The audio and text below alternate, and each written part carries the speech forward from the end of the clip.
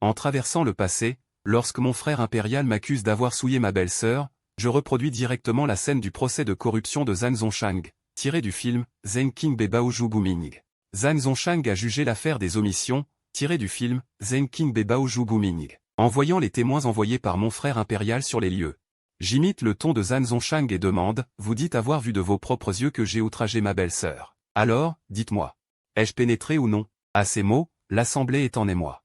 Les deux gardes échangent un regard et répondent aussitôt, oui, vous avez pénétré.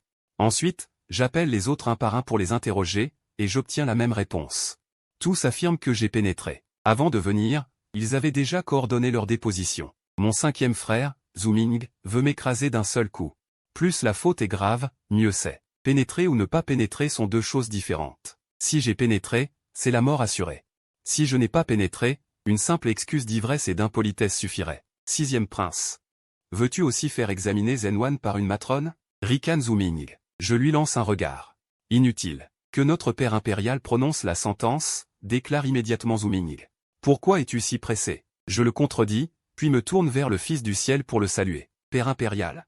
Votre fils peut prouver son innocence, mais il a besoin de votre épée pour cela. Je m'incline devant le fils du ciel.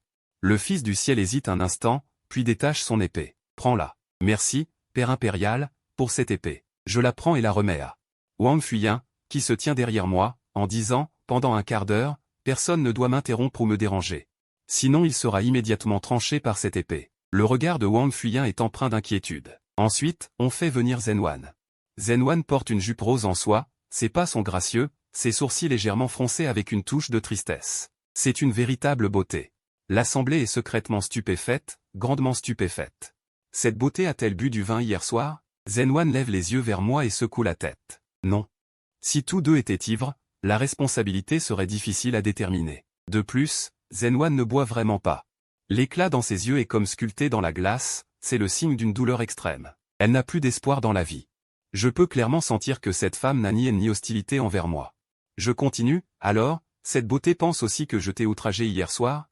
Zhenwan frémit à ces mots, puis mord sa lèvre rouge et dit, oui. Bien, bien, bien. Je me mets soudain à sourire en me frottant les mains. Belle sœur, tu es vraiment belle. Je ne peux vraiment plus me retenir. En voyant cela, l'assemblée sent que la situation devient étrange. L'instant d'après, je me jette sur elle. Zhenwan, le visage défait, est renversé par moi au sol.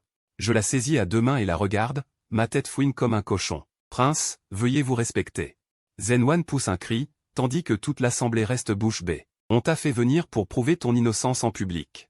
Pas pour reconstituer la scène du crime. Le fils du ciel est lui aussi perplexe. Wang Fuyin, le visage écarlate, veut intervenir pour réprimander.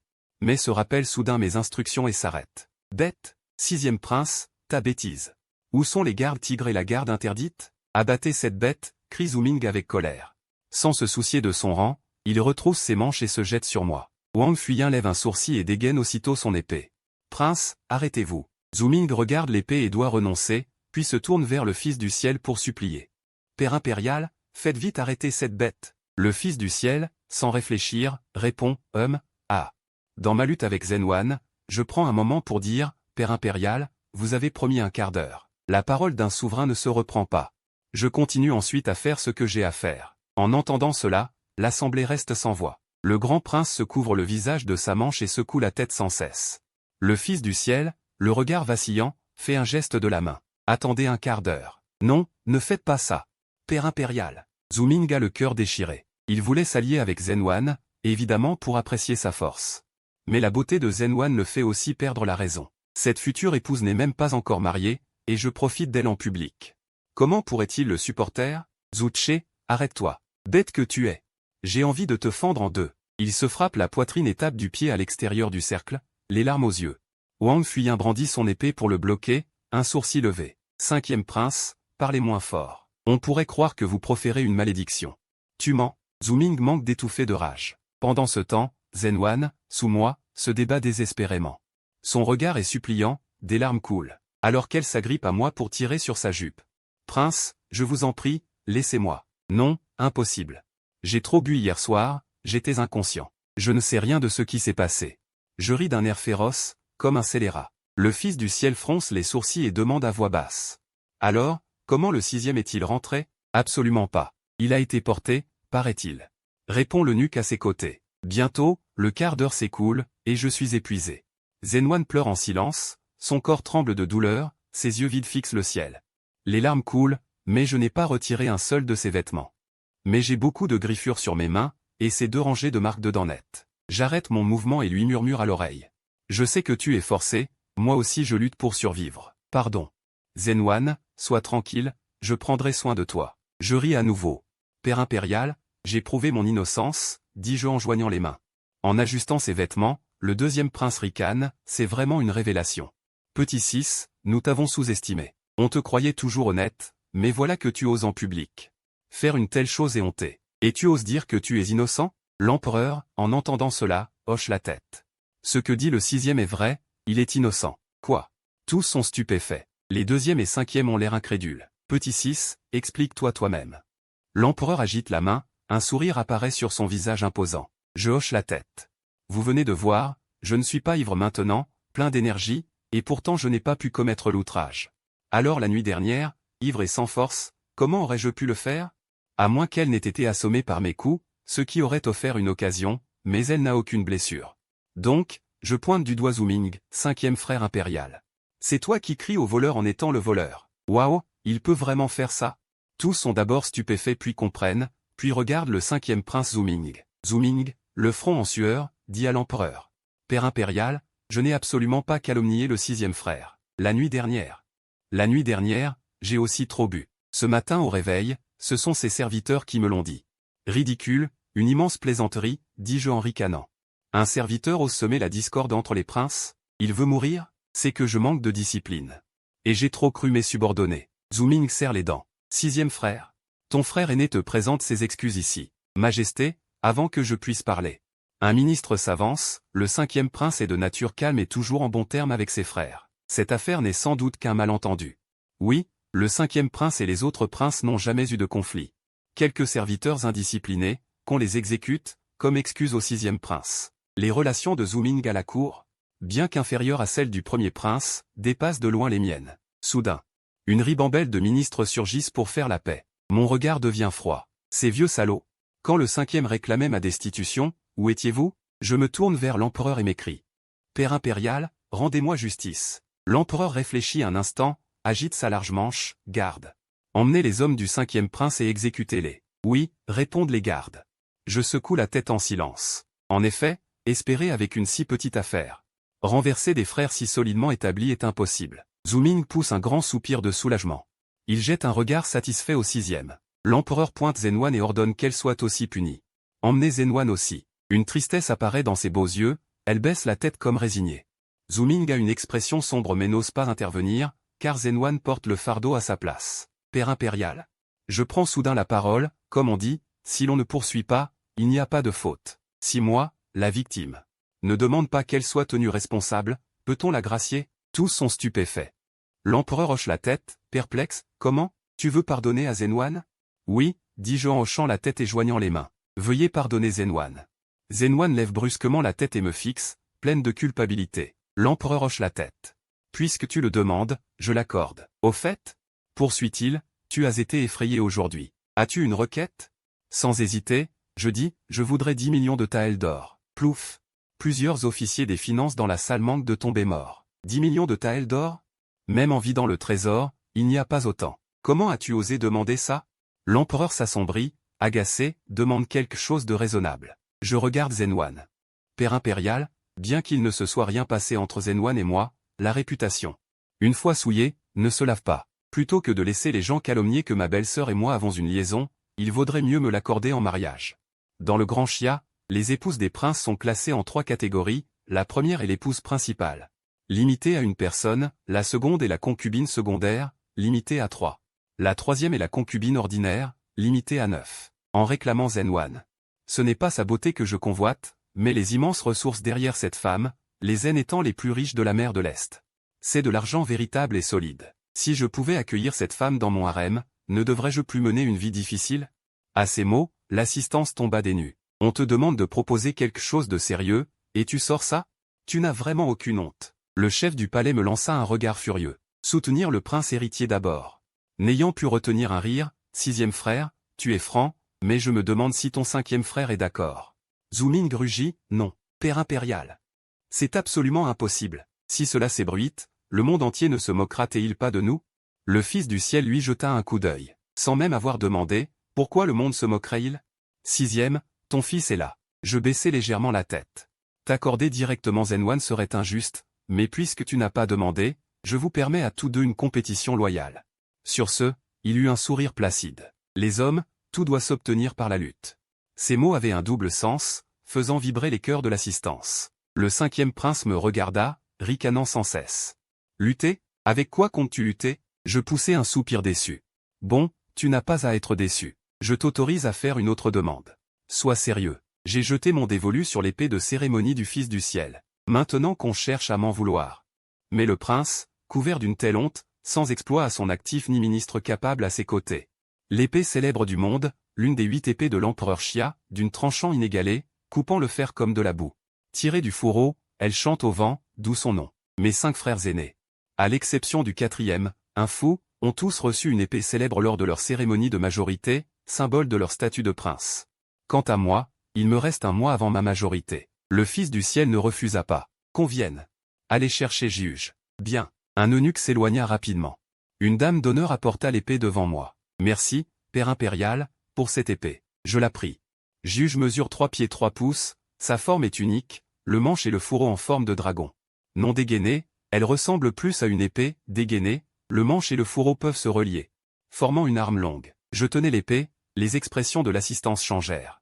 Réclamer directement l'épée symbolisant le statut de prince, ce sixième frère cache bien son jeu. Le Fils du ciel fit un geste. Cette affaire est close. Si rien d'autre, que tous se retirent. Alors que tous s'inclinaient pour partir. Le cinquième prince et le deuxième prince échangèrent un regard, puis sortirent ensemble. Père impérial, votre fils a quelque chose à rapporter. Le Fils du ciel fronça les sourcils. Quoi encore? Ma main se serra sur l'épée, mon intuition me dit que ses bons grands frères allaient encore me frapper. Père impérial, veuillez déchoir le sixième de son rang, dirent-ils d'une même voix, le visage glacial. Puisque nous avons agi, il faut écraser d'un seul coup, d'autant plus que ma performance aujourd'hui leur a fait comprendre que ce gamin faisait semblant d'être idiot, en entendant aux déchéances. L'assistance fut secouée de murmures. La compétition entre princes de la dynastie Xia est particulièrement cruelle. À 18 ans, un prince reçoit sa majorité. Après quoi 2 chemins s'offrent à lui, soit établir son rang, conserver le titre de prince. Ouvrir une résidence pour obtenir des ressources et se préparer à la prochaine étape, soit être déchu. Perdre son statut de prince, obtenir un titre selon ses mérites antérieurs. Puis être exilé dans un fief assigné à résidence. J'ai failli jurer, ces deux-là frappaient fort. Le sixième prince est incompétent en arts et en lettres, de mœurs dissolues, sa réputation est ternie. Dirent-ils à nouveau. Vraiment indigne de son rang, pour la réputation de la famille impériale, veuillez le déchoir. Après un bref silence, plusieurs ministres s'avancèrent, ce que disent les deux princes est tout à fait vrai. L'incompétence est un crime, oui, la naissance noble. Avec d'aussi bonnes conditions, ne réussir en rien, es-tu digne d'être impérial? Le Fils du ciel resta silencieux. Puis il se tourna vers moi, sixième, as-tu quelque chose à dire pour ta défense? Je pris une profonde inspiration et m'avançai. Primo, j'ai accompli plusieurs choses, tout en tant que prince majeur. Le deuxième prince ricana, ta majorité n'est que dans un mois, en un mois. Qu'aurais-tu pu faire de bien? Le cinquième prince ricana et secoua la tête, les 18 dernières années, rien accompli. Sixième frère, tu espères renverser la situation en un mois? Je poussai un grognement froid. N'avez-vous pas entendu dire, rester 3 ans sans voler, puis s'envoler d'un coup jusqu'au ciel, rester 3 ans sans chanter, puis surprendre d'un seul cri, pour deviner un destin de médiocrité éternelle. Mes 2 frères aînés osent donc mépriser les règles ancestrales. Décidément, voilà des princes prometteurs, le sixième. Leurs visages se figèrent. Ah, s'exclama soudain l'empereur en riant, avant d'acquiescer. Bien, très bien. Rester 3 ans sans voler, puis s'envoler d'un coup jusqu'au ciel. Le sixième a été silencieux pendant 18 ans. J'aimerais voir jusqu'où tu peux t'élever. À présent que la date de la promotion approche, que tout le monde se retire. L'empereur agita sa manche. Personne n'osa s'attarder, tous se dispersèrent en hâte. À peine sorti de la porte du palais. La servante de Zenwan me rattrapa. En plus de ses excuses et de sa gratitude, elle me tendit une boîte et me dit « Veuillez l'ouvrir une fois rentré chez vous, Votre Altesse. » Bien, répondis-je en hochant la tête, rangeant la boîte. Voyant que le directeur du palais royal me regardait fixement, il ricana, « Il te doit de l'argent, n'est-ce pas ?» Oui, acquiesça le directeur. Alors, voilà. Tu rédigeras un édit et le feras porter au bureau du justicier. Je ferai en sorte que l'on coopère avec toi. À ce moment-là, tu prendras des hommes. Et tu iras d'abord perquisitionner chez le 6e. S'il ose résister, voire blesser ou tuer des agents du bureau du justicier, alors personne ne pourra le sauver. À ces mots de Zhu Ming, tous deux eurent un choc dans le regard. Excellent stratagème. S'il ne résiste pas, en tant que prince, être perquisitionné pour jeu d'argent. C'est une honte absolue. Comment la cour impériale pourrait-elle accepter un tel homme dans une affaire privée? S'il résiste, le bureau du justicier agira conformément à la loi. Qu'un prince s'oppose à la loi est tout aussi répréhensible. Être perquisitionné pour jeu d'argent? C'est une honte absolue. Comment la cour impériale pourrait-elle accepter un tel homme dans une affaire privée? S'il résiste, le bureau du justicier agira conformément à la loi. Qu'un prince s'oppose à la loi est tout aussi répréhensible. Votre Altesse est avisée. À peine le directeur était-il parti qu'un autre homme s'approcha de Zhu Ming, s'inclinant obséquieusement, « J'ose annoncer à votre Altesse que Tei Liani, ayant répondu à l'appel, arrivera à Luo du Jianing dans 2 jours pour servir votre Altesse. » Zhu Ming, le visage ravi, s'exclama, « Parfait. Tei Liani. » L'expression de Zhuan se tendit brusquement. Tei Liani était un homme des arts martiaux, réputé invincible face à une armée. Cet homme travaille pour de l'argent, sans égard pour les personnes. Jadis, il accepta une mission et s'enfonça dans le désert du Nord pour assassiner Yishan et sa famille. Il fut encerclé par la cavalerie, mais il en tua plusieurs dizaines à lui seul avant de s'enfuir. Depuis, sa renommée emplit le monde. Quand Zhuan était général aux frontières, il avait tenté de recruter cet homme pour son service, mais essuya un refus. Il plissa les yeux, cet homme a toujours été indépendant, oscillant entre le bien et le mal. Tu ne comptes pas utiliser Tei Liani contre le 6e, n'est-ce pas?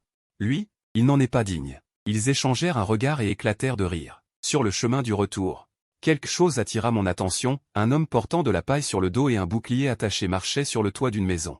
Cet homme, âgé d'environ 20 ans, était grand et élancé, vêtu de haillons.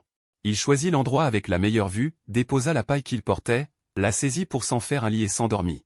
Puis il décrocha le bouclier accroché à sa taille pour s'en servir d'oreiller, prit une épée rouillée dans ses bras et ferma les yeux. Des gens du peuple passèrent sous la maison. En chuchotant et en montrant du doigt, « D'où sort cet étrange garçon? Pourquoi va-t-il dormir sur un toit? Chut, parle moins fort. S'il t'entend, il te transpercera d'un coup d'épée. Tu ne le connais même pas. » « Comment? Il est très célèbre, » demanda quelqu'un parmi eux, apparemment bien informé. « Bien sûr qu'il est célèbre. C'est Gye. Quoi? Lui, c'est Gye? » Tous s'éloignèrent en hâte. Je regardais cette silhouette, un peu interloqué. Le directeur du palais royal devina ma perplexité. Il s'éclaircit la voix, « Gye. Ses parents furent assassinés quand il était jeune. Il s'échappa seul, survécut en mendiant et en ramassant des débris dans les rues. À 12 ans, il apprit l'escrime. Faute d'argent, personne n'accepta de lui enseigner. Son père, voyant ses difficultés, l'abandonna à 16 ans. Il vainquit à Luojing le grand maître Zhuoleng et acquit une renommée soudaine. Prince, ministre, puissants lui offrirent tous leur patronage. Gye refusa. Son père disparut à nouveau. Les années suivantes, il se montra rarement. Sa dernière apparition remonte à 2 ans.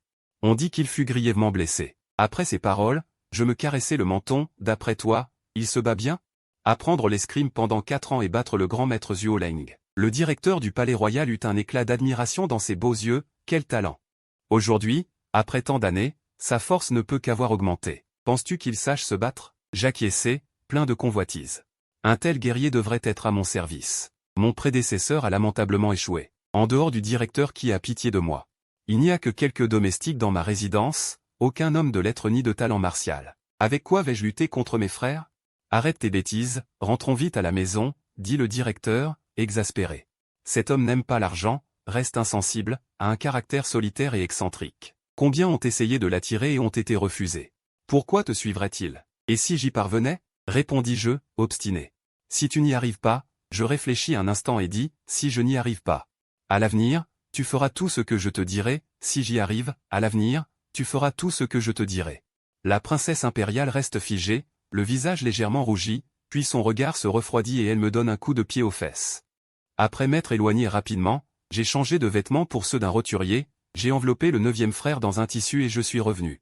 Juste en face de la maison où se trouvait Gye, je me suis accroupi contre le mur en tenant l'épée, levant les yeux vers Gye sur le toit. Un jour et une nuit passèrent, sauf pour manger et aller aux toilettes, Gye ne quitta pas le toit. Je restai toujours accroupi, Gye me jeta un regard, puis se désintéressa. Jusqu'au crépuscule du 2e jour, un grand gaillard arriva à cheval dans la rue, tandis que Gye, couché sur le toit comme une sculpture en bois. Soudain, il bougea, un bruit de fourreau s'envolant, et frappa le cheval du nouveau venu. Le cheval, blessé, hennit furieusement en levant les sabots, le grand gaillard sauta rapidement à terre, et Geyu cria d'en haut. « Qui cherche la mort ?» Avec une chaîne en main, Geyu tenait l'épée de la main gauche et le bouclier de la droite. Le visage glacial, « Tu as tué mes parents, aujourd'hui tu paieras de ta vie. » Ah ah, le grand gaillard décrocha son épée du dos du cheval et éclata de rire. « J'ai tué bien des parents, jamais je n'ai payé de ma vie. Je me demandais qui était si audacieux. Alors c'est toi, je ne t'ai pas tué il y a 2 ans, tu as eu la chance de t'enfuir. Et tu oses encore venir mourir ?» Sans un mot de plus, Geyu bondit. D'un mouvement de la main droite, le bouclier vola vers la chaîne, qui poussa un grand cri et frappa de son épée, bang. Geyu resta muet, seulement il brandissait et frappait. Sautait, tranchait, coupait. Parait, la vitesse de l'épée rapide et stable, les mouvements simples mais chargés de meurtre. Aucun geste superflu ou extravagant, seulement de la netteté et de la mort. La chaîne était tout aussi féroce. Véritable expert renommé, sa technique d'épée était lourde et sa force exagérée, il commença à balayer. L'espace autour se vida, la lame de l'épée traversa l'air avec même un sifflement en vague. Quand son pied arrière toucha le sol, les dalles de pierre se fissurèrent. Je regardais en silence. Réprimant mon cœur qui s'accélérait, heureusement que ce n'était pas un événement de haute puissance, sinon je n'aurais même pas le droit d'être spectateur. Les compétences martiales héritées peuvent être ignorées, mon atout est l'art de la construction de ma vie antérieure. Je saisis le manche de l'épée du 9e frère. Je commençai à réguler ma respiration. Ces deux-là étaient extrêmement forts, une puissance omniprésente. Force, vitesse, technique. État de combat, perception du danger, capacité de riposte en danger. Les 3 premiers sont ceux des athlètes professionnels de ma vie antérieure, mais dans un combat. Les derniers éléments jouent souvent un rôle dominant. En compétition, il n'y a que victoire ou défaite, mais dans un combat, c'est la vie ou la mort. La pression psychologique n'est pas du tout comparable. Mon cerveau travaillait sans cesse, mes yeux captaient nerveusement chaque mouvement sur le terrain. Les deux échangeaient des coups, déjà plus de 100 rounds, la technique d'épée de Geyu restait stable comme au début. Mais dans les yeux de la chaîne apparaissait une impatience, déchirant d'un coup d'épée la robe de Geyu. Il fronça les sourcils, semblant réaliser que l'adversaire était invincible, et recula rapidement en tenant son épée. « Gamin, cette fois je ne te laisserai pas t'enfuir », ricana la chaîne en s'élançant à sa poursuite. Geyu avait grandi trop vite, si 2 ans passaient encore, il ne serait plus de taille. En reculant, Geyu jeta un coup d'œil à une brique à ses côtés, la souleva avec son épée. La pierre vola vers la chaîne, qui la frappa d'un coup d'épée sans même la regarder, PAN. La pierre explosa, projetant des éclats de toutes parts, au même moment. Un espace se dégagea sur la poitrine de la chaîne, Geyu contracta son bras, l'épée vibra violemment. Sa tunique vola avec l'épée quitta sa main, siffla en traversant l'air. Directement vers la chaîne, Geyu, telle une ombre dans le vent, bondit en avant avec l'épée. Dong, l'épée longue frappa, mais ce fut un son clair. L'épée vibra violemment, sa tunique vola avec l'épée quitta sa main. Siffla en traversant l'air, directement vers la chaîne, Geyu, telle une ombre dans le vent. Bondit en avant avec l'épée, Dong, l'épée longue frappa. Mais ce fut un son clair, puis elle se brisa en morceaux. Quoi? Sur le visage calme de Geyu, pour la première fois apparut une expression de surprise. La chaîne recula d'un pas. La douleur sur son visage disparut peu à peu, puis il éclata d'un grand rire, imbécile. Tu ne sais pas pourquoi on m'appelle chaîne de fer. Regarde bien, je déchire mon manteau d'un geste. Révélant une armure sombre en métal noir, avec une marque blanche en creux sur le plastron. C'est l'œuvre de l'épée volante tout à l'heure. Chaîne de fer abaisse la tête, le visage plein de peine. Tant d'années, tu es le premier à avoir failli percer mon armure. Dommage, gamin. Tu es trop impatient. Dans 3 ans, cette armure ne pourra plus te retenir. Maintenant, meurs. Il ricane férocement, saisit son sabre à 2 mains, se tend comme un arc. Puis il bondit, fonçant sur Gyu. À cet instant. Derrière chaîne de fer un son d'épée résonne, faible mais perçant. Qui va là? Chaîne de fer rugit, avant même de tourner la tête, une douleur aiguë lui traverse la poitrine. Le regard stupéfait, il baisse les yeux et voit la pointe sanglante d'une épée. L'instant d'après. Son corps se met à trembler violemment. Bonne épée, épée rapide. Le 9e frère a transpercé son cœur. Le voilà qui s'effondre, mort. Je retire l'épée, mon cœur bat encore fort. Avec son talent. Si ce coup avait échoué, j'aurais été en danger. L'épée heurte Gyu, dans la stupéfaction. Derrière moi, la voix furieuse de Wang Fuyin, petit salaud, pourquoi prendre un tel risque? En me voyant agir, il a sauté par la fenêtre, inquiet. Gyu revient lentement à lui. Vous attendiez ici depuis longtemps, pour m'aider. Comment saviez-vous que je voulais me venger? À ces mots, je souris légèrement. Moi, Cao Zhengdun, je ne cherche pas d'ennui ni de gain sans raison. Comme le dit le sage, la vengeance d'un parent ne doit pas partager le même ciel. Non, c'est partager le monde en paroles vaines. Donc je sais. Je remets l'épée au fourreau. GYQ recule d'un pas, salue en joignant les mains. Vous avez risqué votre vie pour venger mes parents. Désormais, ma vie vous appartient. Wang Fuyan reste bouche bée, l'homme étant haillon. Tout à fait l'image d'un mendiant, la jambe gauche tordue, recroquevillé de douleur. Les mains vides, il ne semble pas être un assassin. GYQE, plein d'excuses. S'approche pour vérifier s'il a des armes. Pardon, pardon. L'homme, paniqué, joint les mains et supplie, j'ai offensé un noble. Je mérite la mort. Wang Fuyan sort une fiole de baume hémostatique et la lance. Je demande, pourquoi es-tu ici en pleine nuit? À côté habite le 6e prince, tu ne le sais pas? Le vieillard avait l'air paniqué et balbutiait. Je fronce les sourcils, lance une pièce d'argent, parle sans crainte. Je ne te ferai pas de mal. Il ramasse vite l'argent, remercie 1000 fois le 6e seigneur. J'ai entendu du bruit, comme si des gens du passé venaient chercher des ennuis au 6e prince. Je suis venu voir. Aujourd'hui, j'ai de la chance, la maison du 6e prince est démolie. À ces mots, mon visage change. Emmène-le avec moi chez moi. Il n'a pas fini sa phrase. Qu'il est saisi et emporté en courant dans les airs. Le vieillard, effrayé, crie. Laissez-moi descendre. Quand le bruit du vent s'arrête, GYQE le pose.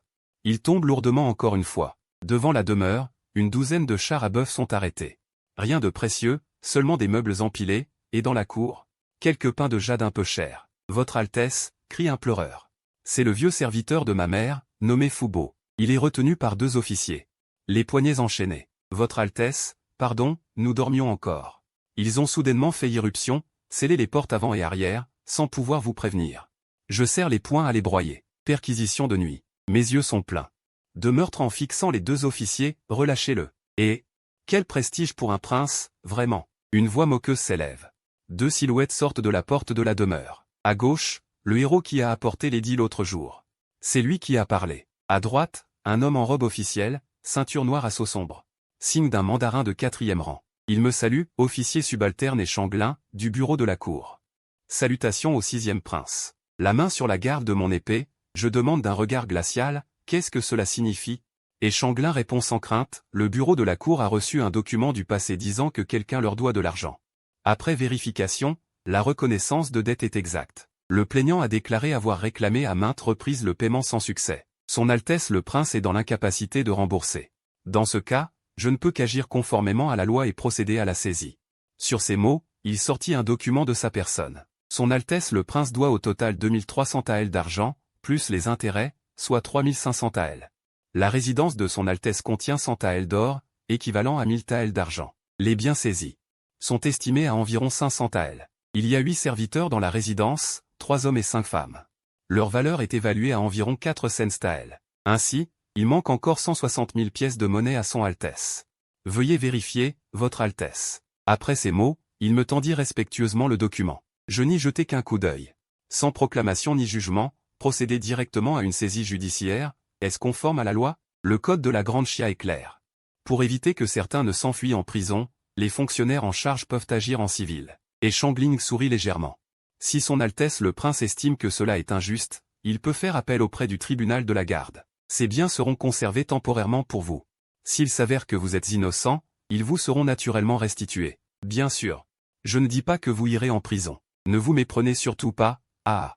Qianfeng, qui ne pouvait plus se retenir, éclata de rire. Un prince dont les biens sont saisis pour dette, une telle disgrâce. Ne s'est jamais vu depuis le début de notre dynastie, n'est-ce pas, mon 6e prince? Vous voilà célèbre. Le préfet du domaine impérial partit et en sortit un os de jade. C'est un os de jade transmis dans la famille impériale. Non, dis-je en même temps que Qianfeng. Ce dernier arborait un sourire plein de perfidie. Aucun os de jade ne fera l'affaire. Je ne le crois pas valoir grand-chose. Mais si tu acceptes de m'accompagner, je te laisse un répit de quelques jours. Ah, avant qu'il n'ait fini sa phrase. Une gifle s'abattit sur son visage. Qianfeng chancela en reculant d'un pas, son visage enflant aussitôt. Mais cette fois, il ne céda pas. Il me fixa en ricanant sinistrement. Son Altesse est vraiment impressionnante. Prince incapable de rembourser ses dettes, et en plus furieux et honteux. Excellence, cela semble également être un signe d'indignité, n'est-ce pas? Excellence et, vous êtes témoin oculaire. Le moment venu, souvenez-vous de prendre ma défense. Les actes de son Altesse, un subalterne n'ose les commenter. Et Shangling joignit les mains en signe de respect, semblant toujours courtois. Cependant, j'espère que son Altesse voudra bien considérer le bien-être du peuple. Ah. Je lui donnai une nouvelle gifle sur le visage de Qianfeng. Cette fois, le coup était puissant. Qianfeng ne put retenir un cri de douleur. Une dent tomba à terre, du sang au coin des lèvres. Il me regarda, furieux et perplexe. Je ricane froidement. Le bien-être du peuple? Je porte déjà assez d'infamie. Je n'ai pas peur d'en ajouter une de plus. Paf! Je lui décochai un coup de pied dans le ventre. Le jetant à terre, il était trop souffrant pour parler un instant. Écoutez-moi tous les deux. Ma maison n'est pas si facile à saisir. Calmez-vous. Qianfeng se releva. Comme s'il voulait encore dire quelque chose, et Shangling secoua la tête en sa direction et me salua. Je prends congé, Excellence. La troupe emporta tous mes biens et serviteurs. À cet instant, une ombre rampait furtivement vers l'extérieur, collée au sol. Je pointai du doigt. Amenez-le-moi. J'ai des questions à lui poser. Bien. L'homme s'approcha. Saisit Lao Kuier par le col, le soulevant de nouveau du sol. Ne me tuez pas. J'ai eu tort. Je ne savais pas que vous étiez le 6e prince. Je suis impardonnable, impardonnable. Je n'ai rien vu ce soir. Lao Kuier, croyant que j'allais le tuer pour me venger, devint livide de peur, pleurant et criant. Je demandai calmement, veux-tu te venger? Les pleurs et cris cessèrent immédiatement. Puis, d'un air amer, il dit, Votre Altesse me fait trop d'honneur. Je n'ai pas besoin que tu agisses. Mes yeux se plissèrent. Dans une vie antérieure, le tenancier de Tripot devait avoir pas mal d'ennemis. Y a-t-il des joueurs parmi eux? Emmène-moi les trouver. Lao Kuier resta interdit un instant. Puis ses yeux devinrent rouges, rassemblant ses forces. Bien. Ceux qui font des affaires honnêtes ont des ennemis partout, alors que dire de ceux qui sont déjà malhonnêtes? Assez audacieux, vie antérieure. Hors de Luojing, il y avait des marchés disséminés. Par endroits, mêlant le bon grain à l'ivraie. Lao Kuier, traînant sa jambe boiteuse, souleva un des nattes puantes. Réveillant les gens. Veux-tu te venger? Va te faire voir. Une jambe sortit de la couverture et le renversa par terre. Lao Kuier sortit les pièces données par le préfet du domaine impérial. Les jeta, puis dit. L'homme se releva. Se hâta de l'aider à se redresser. Mon grand-père, je ne vous ai pas blessé, n'est-ce pas? Que voulez-vous que votre petit-fils fasse? Un à un, les hommes furent réveillés. Aucune influence ne s'infiltrait derrière eux. Leur vie n'avait aucun espoir. Si je les menais à se venger et leur donnais ensuite un bol de riz, ne se donneraient-ils pas à fond pour eux-mêmes? Bientôt, les silhouettes se rassemblèrent, au nombre de 50 ou 60. Lao Kuier m'a dit que la famille Qian avait pu se relever uniquement grâce à ses mains tachées de sang.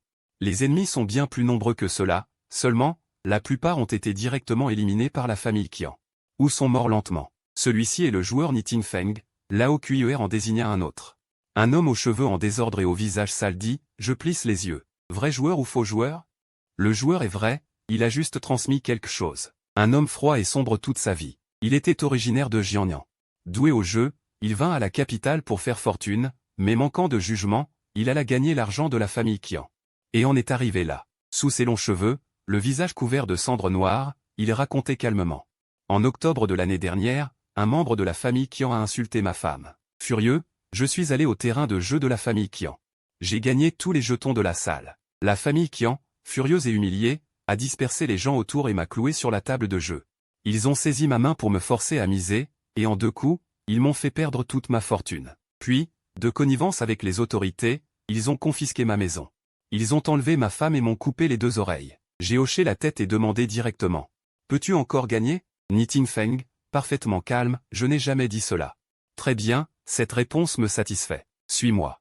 J'ai une condition, dit Niting Feng, soudain calmement. Puis soudain, d'un air fou et féroce, on m'a enlevé ma femme, je veux tuer toute sa famille.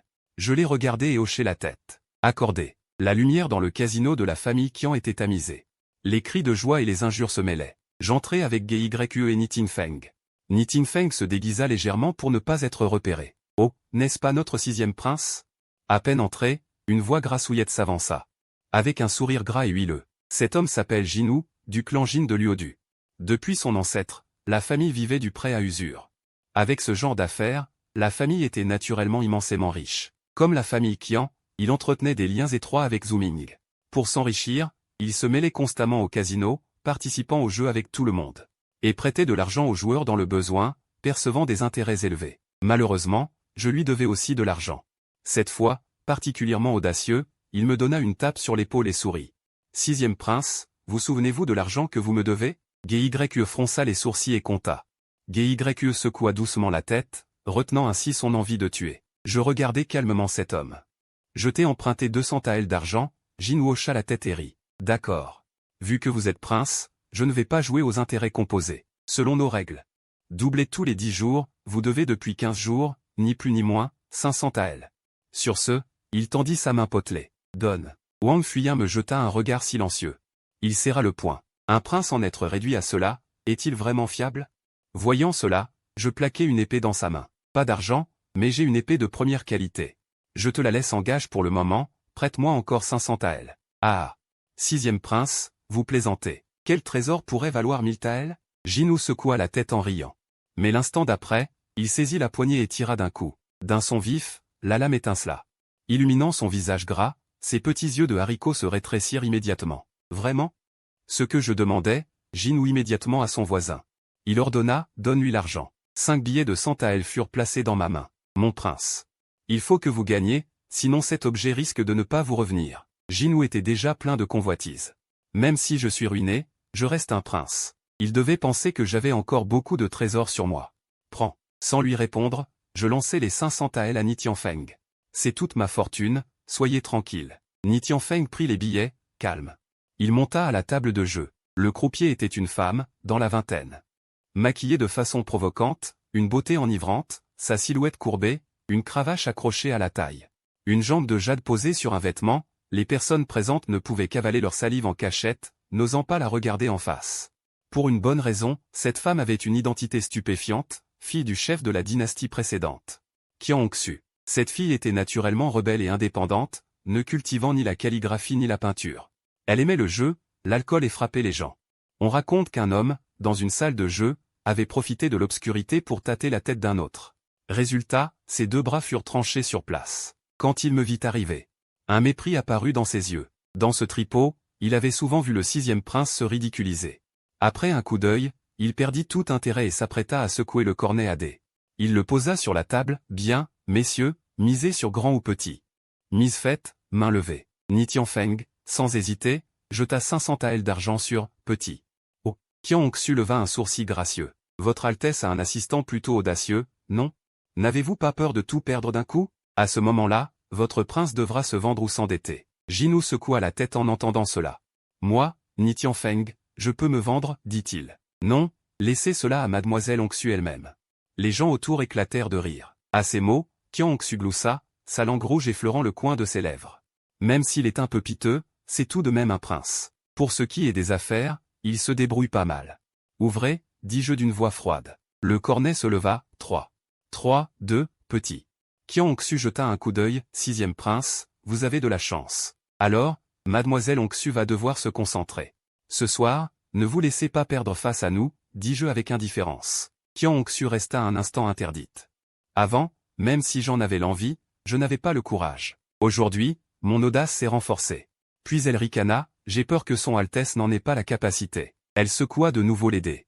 Ni Tianfeng jeta 1000 taels au même endroit, toujours petit. 1, 4, 2.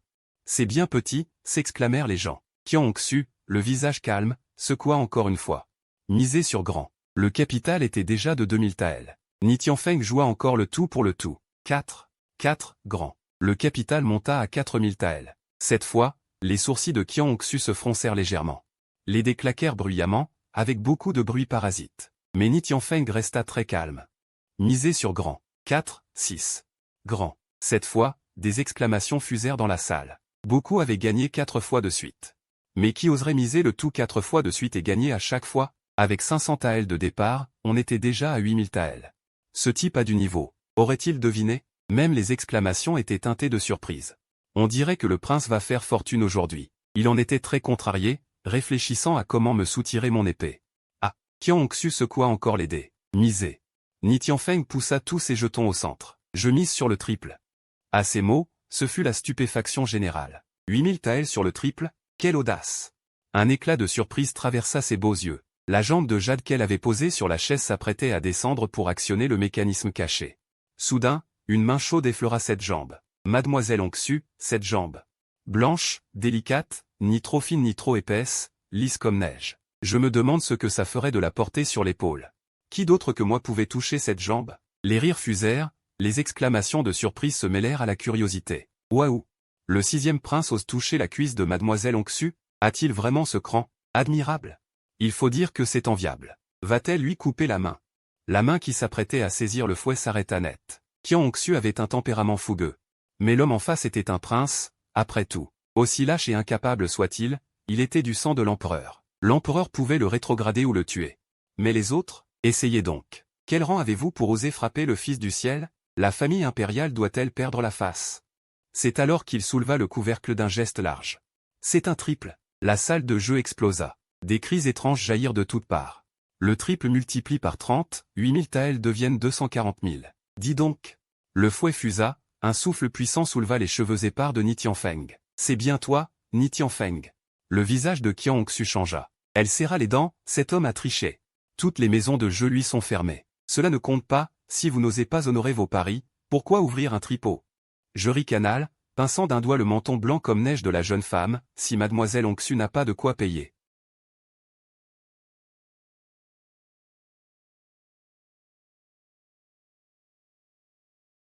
On ne s'embarrasse pas de ça. Le gérant caché dans l'ombre attisa la foule. Après la fureur, Qian Hongxue laissa percer une lueur meurtrière. Je conseille à votre Altesse d'arrêter là, de ne pas prendre cela trop au sérieux.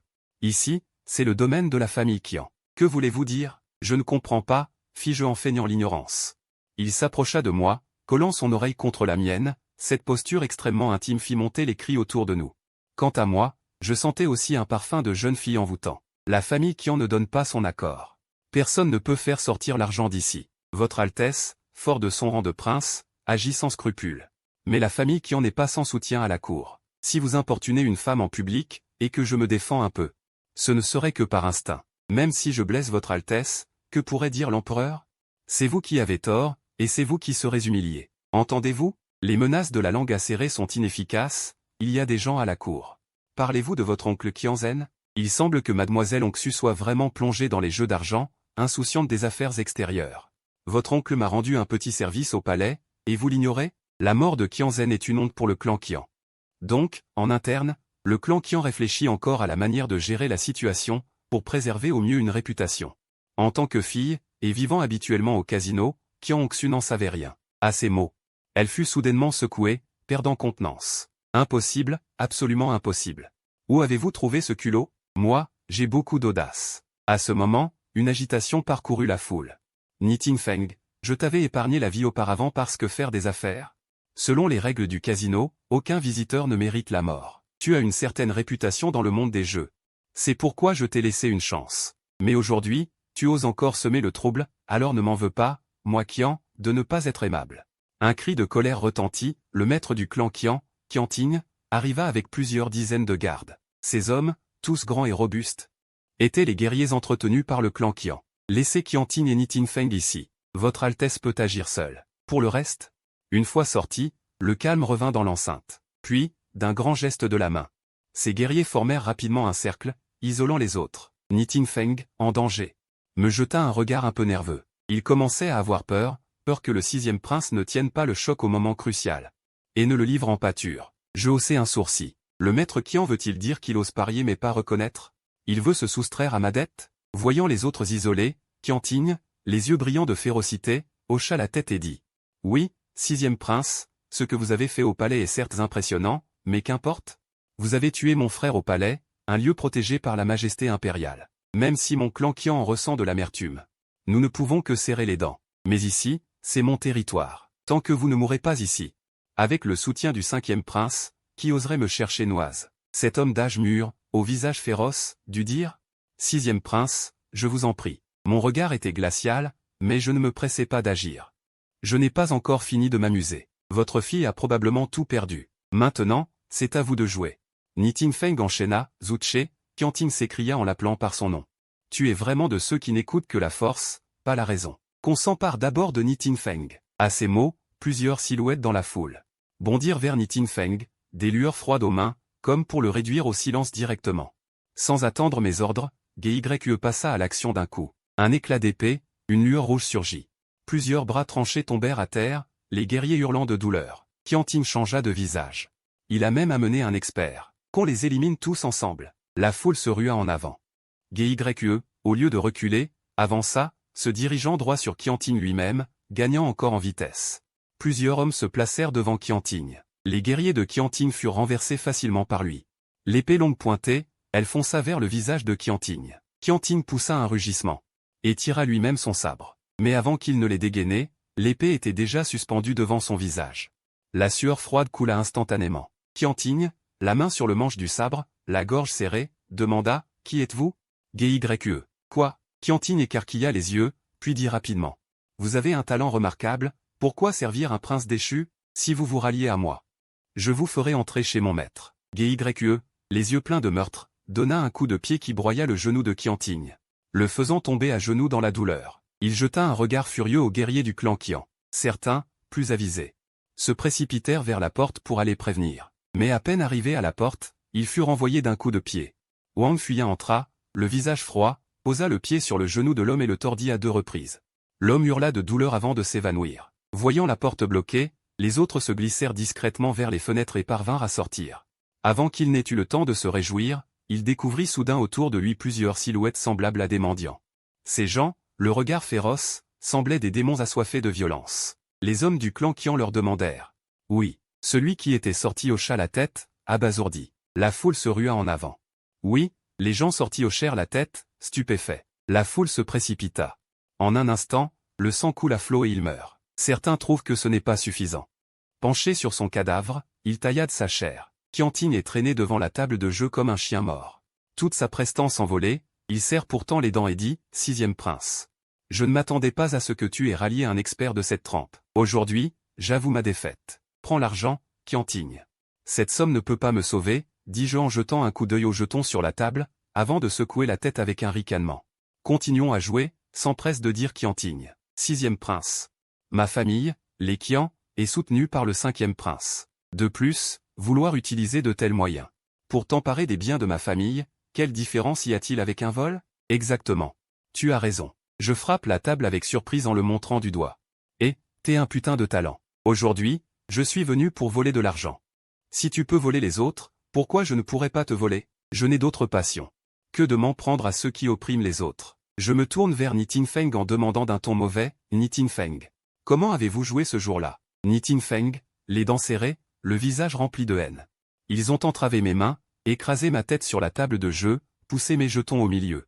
Quand je n'ai plus eu assez d'argent, ils ont pris ma main pour signer des reconnaissances de dette, et pour finir, ils ont coupé mon oreille. Paf! Gye tord d'un coup le bras de Qianting et lui écrase la tête sur la table de jeu d'un coup de pied. C'était comme ça? Les yeux de Nitin Feng brillent de satisfaction. Oui. Vlan. De ma propre main, je prends les jetons à côté de Qian Hongxue. Je les secoue sur la table. Mademoiselle Hongxue, continuez donc. Qian Hongxue, désemparé. Si on continue à jouer à ce jeu, sa famille, les Qian, fera inévitablement faillite. Mais ne pas jouer, alors que son père, le chef de famille, est tombé entre nos mains. Instinctivement, il recule. Voyant cela, d'un geste brusque, je saisis sa taille fine et souple. Et l'attire contre moi. Quoi, tu ne sais pas jouer? Alors laisse-moi t'apprendre. Sans me gêner, je passe un bras autour d'elle. Qian Hongxue frémit de tout son corps. Arrête. Il saisit de nouveau le cornet à dés. Il le secoue frénétiquement. Mise sur le grand. Nitin Feng gagne. Les jetons doublent à 480 000 taels. Mise sur le petit. Nitin Feng gagne. Les jetons doublent à 960 000 taels. Mise sur le petit. Nitin Feng gagne encore. Les jetons doublent à 1 920 000 taels. La main de Qian Hongxue, qui tient le cornet, tremble. Il s'écrie avec colère. Prenez-les directement par la force. Non, dis-je en secouant la tête avec un sourire. Cela me donnerait l'air très méchant. Je suis un prince, je dois être un homme bon. Qian Hongxue est sur le point de devenir fou. Il secoue à nouveau le cornet. Arrêtez de jouer. Qianting, le visage écrasé sous le pied, a les yeux exorbités. La famille Qian n'a tout simplement pas autant d'argent. Ce n'est pas grave.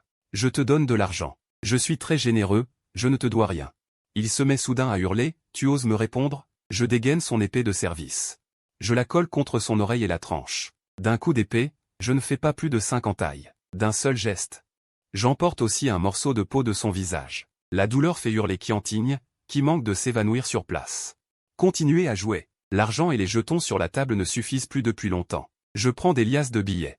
Je prends au hasard quelques pièces de cuivre et de la menue monnaie d'argent, et les jette dans la foule. Ils gagnent gros. Ils gagnent gros.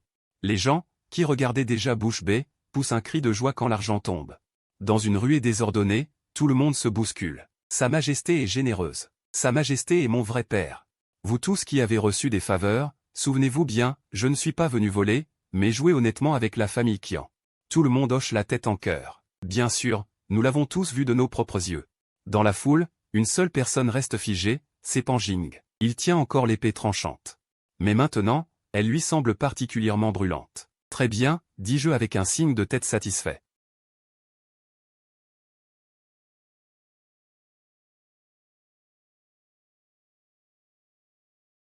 Ce sont des reconnaissances de dette. C'est quoi, ça, un inventaire du trésor? Même si on déterrait les 8 générations d'ancêtres de Qianting, on ne trouverait pas autant d'argent. Je lui coupe l'autre oreille. Je ne les coupe pas tous, je ne les coupe pas. Je ne les coupe pas, sort sa main. GYE lui plaque la main sur la table. Qianting serre le poing désespérément. Je lui coupe directement le pouce, je le trempe dans le sang et je l'applique sur le document. Qianting, à la fois en pleurs et furieux, comment peux-tu faire ça? Tu ne peux pas faire ça. Tous les gens autour frissonnèrent de froid. Tu fais imprimer l'empreinte digitale de quelqu'un d'autre en levant le pouce? C'est ce qu'un prince doit faire? Bon, j'ai jeté l'alias de reconnaissance de dette, et j'ai souri à Nitin Feng. Aujourd'hui, ça t'a plu? Oui, beaucoup. Nitin Feng hocha lourdement la tête. Avec une joie vengeresse sur le visage. Alors, maintenant, on ne rend pas l'argent? Naturellement, avec des intérêts en plus. Allons-y, j'ai fait signe vers l'extérieur. Bientôt, quelqu'un entra par la fenêtre, aida à transporter l'argent, et apporta un billet de 1000 taels. Je m'approchai de Jinou, patron Jin, que pensez-vous de cette épée? Jinou, sortant de sa torpeur, hocha la tête sans cesse. L'épée de votre Altesse est naturellement excellente. Tu es donc un connaisseur. Je tapai son visage gras en riant, cette épée m'a été offerte par mon père impérial, elle s'appelle Lizzie. Je te vois la serrer si fort? Quoi, tu veux aussi hériter du trône? Son visage gras s'affaissa immédiatement. Sa main se détendit aussi, l'épée tomba. Ah non. Jinou cria de peur, s'agita précipitamment, ne réussissant à attraper l'épée qu'à grand-peine. Il jura intérieurement, alors tu me donnes le titre de propriété? Tu penses que ma famille a trop de problèmes? Tout en sueur, les mains sans force, comment oserais-je? C'est juste que votre Altesse le dépose chez moi, je n'ai aucune intention de convoitise. Quel dommage. Je pensais que tu voulais faire quelque chose de grand. Zuche dit en souriant, ne te laisse pas attraper par le sort. Épargnez-moi. Le visage de Jinou était extrêmement mauvais. Zuche reprit l'épée. En même temps, il jeta un billet, nos comptes sont réglés. Fixant ce billet. Jinou resta interdit, puis répondit précipitamment, votre Altesse plaisante. Comment oserais-je accepter vos intérêts? Et, Zuche repoussa le billet. Eri, qui prête et rend, prête encore sans problème. Ayant dit cela, il emmena ses hommes, escorta Qianting, conduisit Qianxu, et emporta le trésor en quittant les lieux. Dans le casino, c'était déjà le tumulte général. Putain, je rêve pas, c'est bien le 6e prince? Pas un rêve, l'or dans ma poche est vrai. Mon Dieu. La maison Qian serait-elle vraiment finie? Trop malchanceux. Malchanceux? De quoi? Eux qui ont pu extorquer de l'argent par ces moyens, on ne peut pas leur rendre l'appareil? Ce n'est que du chantage entre gangsters. Dites-moi, le 6e prince va-t-il épouser mademoiselle Onxu? Question de merde. As-tu déjà vu quelqu'un passer la porte sans entrer? Logique. Jinou agita le billet dans sa main, s'avança vers la cour, chance? Non, il se frappa la tête, il faut vite prévenir le 5e prince. Non, il se frappa la tête, il faut vite prévenir le 5e prince. Sinon, il sera vraiment trop tard. Chapitre 13, tu ne rembourses pas. Alors je confisque ta maison. En sortant, GYE avait l'air perplexe. Zuche sourit, tu ne comprends pas pourquoi j'ai donné de l'argent à Jinou. Oui, GYE hocha la tête. La raison est simple. La famille Jin est très riche, très riche. Oui.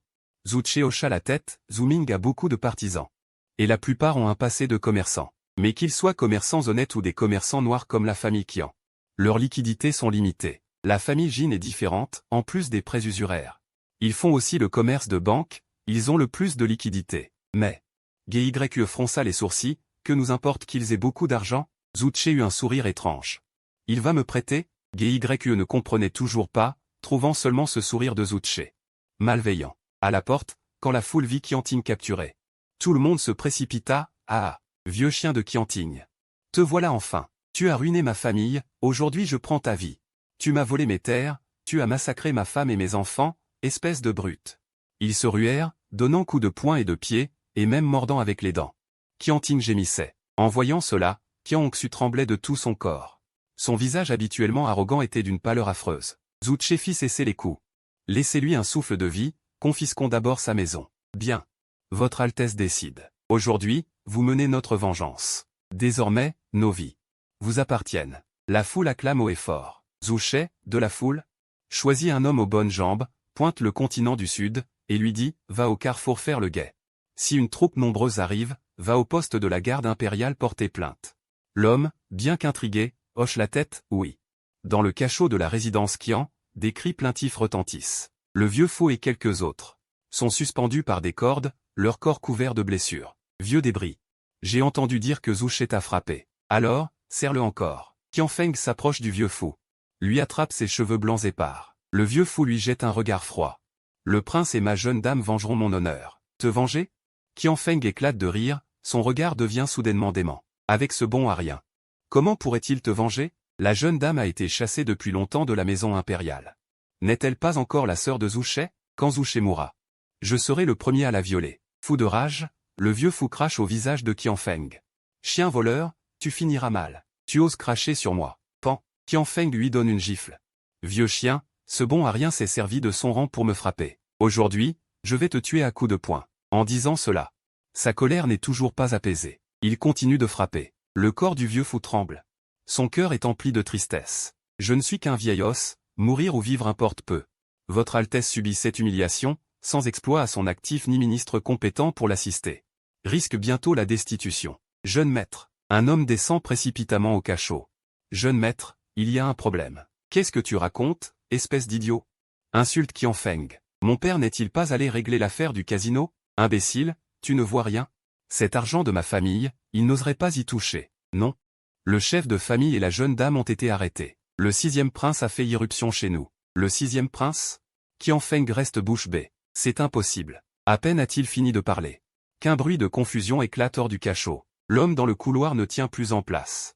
Se retourne et s'enfuit en courant. Le visage de Qianfeng change. Il attrape un sabre dans le cachot et se précipite vers la porte. Devant la porte, Qianfeng se fige, la main tenant le sabre tremblant sans cesse. La scène devant lui est incroyable. Son père, d'ordinaire si imposant, est traîné comme un chien mort. Sa sœur, d'ordinaire si arrogante et tyrannique, a les poignets attachés avec son propre fouet. Depuis son enfance, Qianfeng n'a pas été étranger au coup de ce fouet. Ses vêtements sont en désordre, et sur sa jupe rouge, la marque de griffe est bien visible. Cette diablesse, qui ne faisait que maltraiter les autres, a visiblement subi les pires sévices.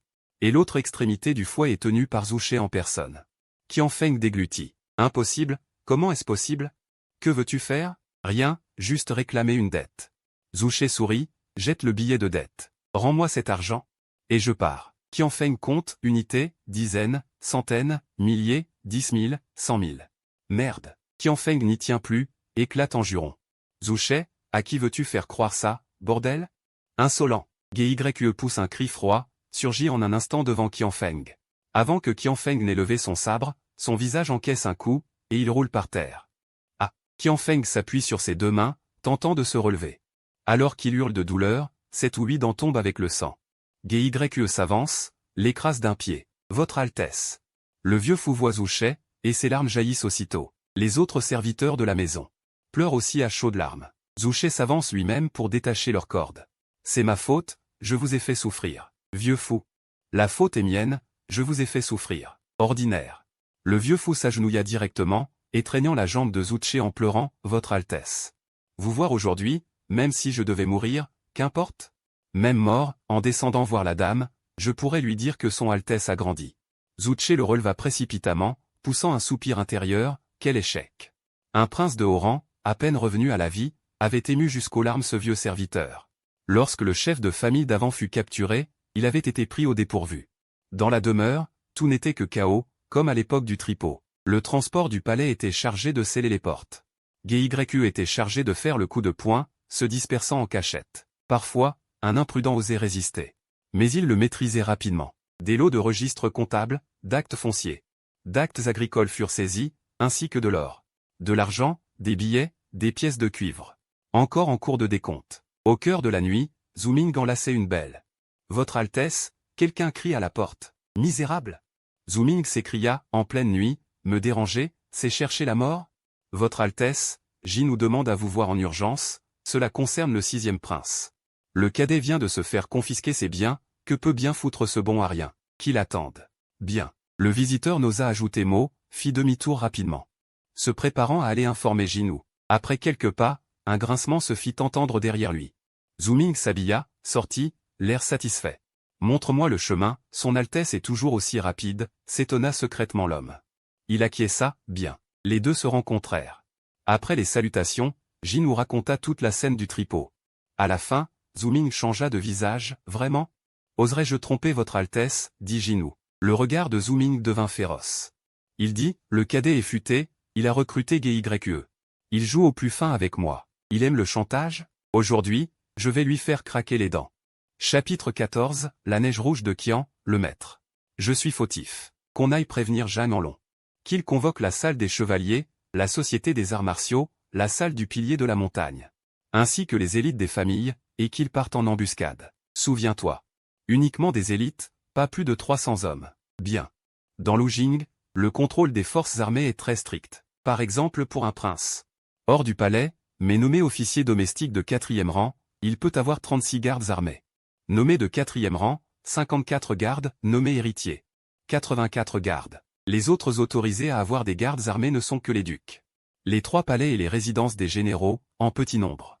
Hormis cela, aucune famille ne peut stocker des armes en secret. Le contrevenant, pour le moindre, est décapité, pour le grave, sa famille est exterminée, plus grave, les 3 branches familiales. Les 9 branches. Mais à cause de l'étrange système du royaume, qui pousse activement les princes à se disputer le trône. Pour posséder une certaine force armée, les princes doivent compter sur les écoles martiales. Les compagnies de convoi, les tripots, les grandes familles. Les groupes de chevaliers errants pour former leurs guerriers. Peu après. Au carrefour devant la demeure, des groupes de personnes se rassemblèrent de nouveau. Ils sont vraiment venus. Les hommes déguisés de Zouché se hâtèrent de se rendre à la cour du palais pour battre le tambour. Bien qu'il fût tard, la cour du palais avait encore quelqu'un de service. En entendant le tambour, il demanda « Pourquoi battre le tambour ?» Devant la demeure, des centaines de personnes se rassemblent, prêtes à en découdre. L'homme dit « D'ordinaire, les bagarres entre chevaliers errants, les affaires obscures. Tant qu'elles n'impliquent pas d'autres personnes, les autorités ne s'en mêlent guère. Mais sous les yeux de l'empereur. Plusieurs centaines de personnes causant du trouble, si possible, on préfère ne pas intervenir. Le problème, c'est que quelqu'un a déjà signalé l'affaire aux autorités, et ça va faire du bruit. Le bureau des gardes du palais, du haut en bas, devra en répondre. C'est un crime majeur. Oui, dans la demeure des Qian, tout est teinté de sang. Parfois, des gémissements se font entendre, signe que quelqu'un subit encore la torture. À l'intérieur. Il ne reste que 2 silhouettes. Les Qian sont arrivés, mais ils ont encore quelques biens. Ils entretiennent des hommes d'armes. Si tu obéis docilement, je peux t'offrir une voie de salut. En entendant ces paroles, Qian Hongxue serra les dents et ricana froidement, tu veux que je trahisse les Qian. Que je devienne ton chien. Exactement, acquiesça Zouché. Tu rêves. Cette femme savait que les Qian n'avaient aucune issue. Abandonnant toute retenue, sa colère éclata, je préfère mourir. Plutôt que de me soumettre. Si tu as du cran, donne-moi une mort rapide. Zouché leva la main et lui asséna un coup de fouet, je peux te le dire clairement, aujourd'hui. Aucun homme des Qian ne survivra, et mes hommes ne le permettront pas. Si tu coopères, les femmes pourront rester. Le regard de Qian Hongxue vacilla, comme si elle hésitait encore. Zouché se tourna vers la porte et dit, GYE. Présent, répondit GYE de l'autre côté de la porte. À l'exception de Qian Feng. Emmène d'abord tous les hommes et décapite-les. Utilise de la chaux.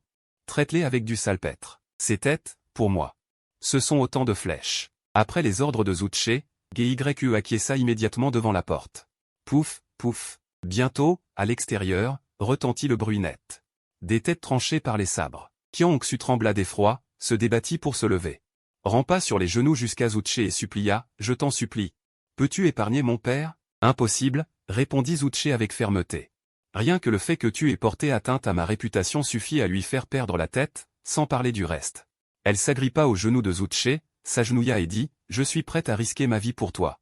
Je peux être ton chien. Je t'en supplie, fais preuve de clémence. À l'origine, je pensais que les Qian avaient encore de la valeur et j'avais l'intention de te laisser la vie sauve, mais à voir maintenant. Tu es bien trop borné. Il tendit la main, ses 9 orifices s'ouvrirent. Et il les colla contre le cou de Qian Hongxue. Après ta mort, ta mère. Tes sœurs, viendront te rejoindre. Elle baissa la tête jusqu'au sol. La voix tremblante, maître, j'ai eu tort. Les 9 orifices se refermèrent. Zouché s'assit sur une chaise. Regardant l'autre de haut. Quand des ennemis s'entretuent et qu'on épargne les femmes. Pour éviter que leur soif de vengeance ne s'apaise, sais-tu ce qu'on fait d'habitude? Je le sais. Qian Hongxue leva légèrement ses mains liées dans le dos, s'approcha de Zouché à genoux. Chapitre 15, Le secret des zen, Zooming attaque. Votre Altesse, une voix de vieille eunuque résonna de l'extérieur de la porte. Qu'y a-t-il demanda Zuché, de nombreux hommes sont arrivés à l'extérieur. Ils veulent prendre d'assaut la demeure des Qian. Madame retient le barrage. La voix du vieil eunuque était un peu paniquée. Il ignorait la relation exacte entre Zuché et le manoir impérial, il croyait qu'ils étaient mari et femme. Un bref silence régna à l'intérieur, puis la grande porte s'ouvrit. Zuché sortit. Derrière lui, Qian Hongxue gisait de côté sur le sol, les mains toujours liées dans le dos. Après que la porte se fut refermée, le vieil eunuque se hâta de rattraper Zuché. Votre Altesse, Qian Feng a révélé des choses sur le clan Zen. Qu'a-t-il dit demanda Zuché. Il a dit que la quantité de sel vendue par les Zen ne correspond pas à la production de la saline que la cour leur a louée. Après que le 5e prince eut envoyé des hommes enquêter en secret, ils ont obtenu un registre d'expédition irréfutable prouvant que les Zen exploitent une saline illégale. Ainsi, les Zen ont dû céder et obéir au 5e prince en tout. Une lueur perça dans les yeux de Zuché. Ainsi va la chose. En Grande Chia, les salines appartiennent à la famille impériale. Gérées par la cour, les particuliers peuvent les exploiter et vendre. Mais il faut d'abord obtenir l'approbation de la cour et payer le loyer correspondant, en clair. C'est le propriétaire des salines, qui concède l'exploitation des mines de sel à des privés. Parmi ceux-là, la famille impériale est propriétaire et prend la plus grande part, la cour est propriétaire. Prélève des frais de gestion. Les développeurs et vendeurs privés sont le côté production et vente. Et prennent la dernière part. Mais si quelqu'un ose contourner la cour et exploiter en secret pour obtenir des profits, il est puni par la confiscation des biens et l'extermination de sa famille. De nos jours, nombreux sont ceux qui volent les salines et mines de sel, mais ceux qui peuvent faire ce commerce ne sont autres que de grands puissants. Ils peuvent soudoyer en haut et en bas, s'allier avec les fonctionnaires locaux, tromper la famille impériale et la cour. Zenwan n'en est qu'un parmi eux. En temps normal, si un problème survient vraiment, grâce à leur influence, ils peuvent aussi le faire taire. Mais cette fois, l'erreur est que Zooming a saisi les preuves.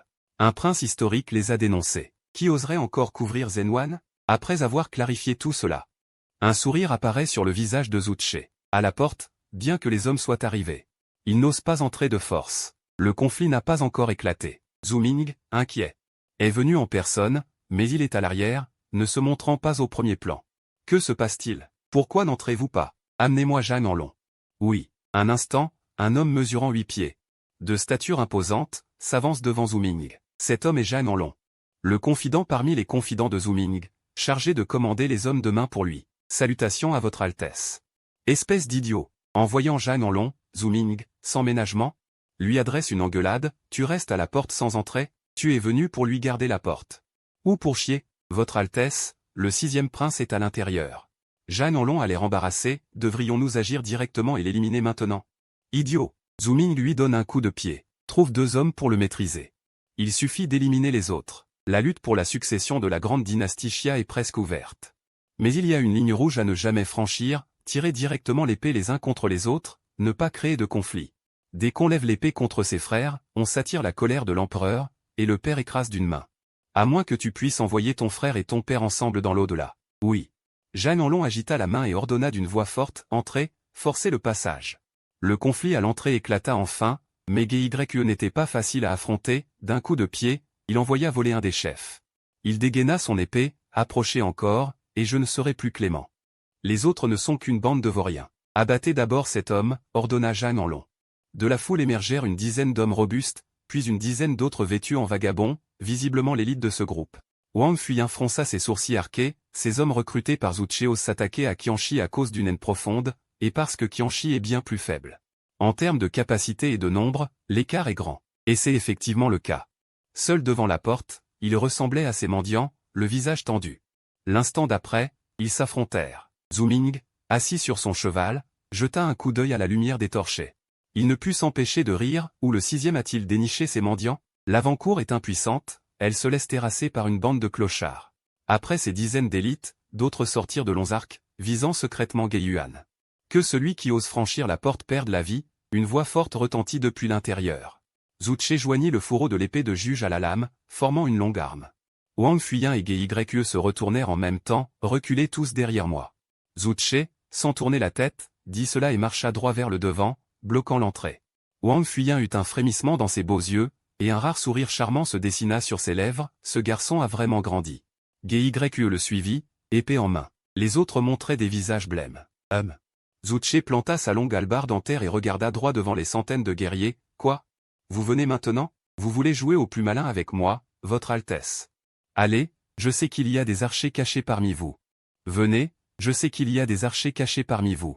Venez, je sais qu'il y a des archers cachés parmi votre foule. Tirez donc sur ma poitrine, vous tous qui portez épée et sabre, frappez donc ma tête. Cric, quelqu'un a soudainement tendu la corde de l'arc. Je t'encule. Le garde à ses côtés a donné une gifle en retour. Vous voulez mourir? Ne m'entraîne pas là-dedans. Si on doit vraiment agir, il faut attendre l'ordre de Zhu Ming. Quoi, Zouché, voyant que personne ne bouge, ricane, vous n'osez pas tirer? Alors pourquoi bandez-vous vos arcs? Vous n'osez pas frapper? Pourquoi tenez-vous vos épées et sabres? Mettez chacun la main dans votre pantalon et touchez pour voir si votre outil est encore là. Sur ces mots, il tient son épée à l'envers et s'avance. Jeanne en long fronce les sourcils. 6e Altesse, veuillez laisser passer. Dégage. Il n'a pas fini sa phrase que Zouché l'interrompt en criant, qui es-tu donc? Tu es digne de parler à cette Altesse? Fais venir ton maître. Zouché lève la tête.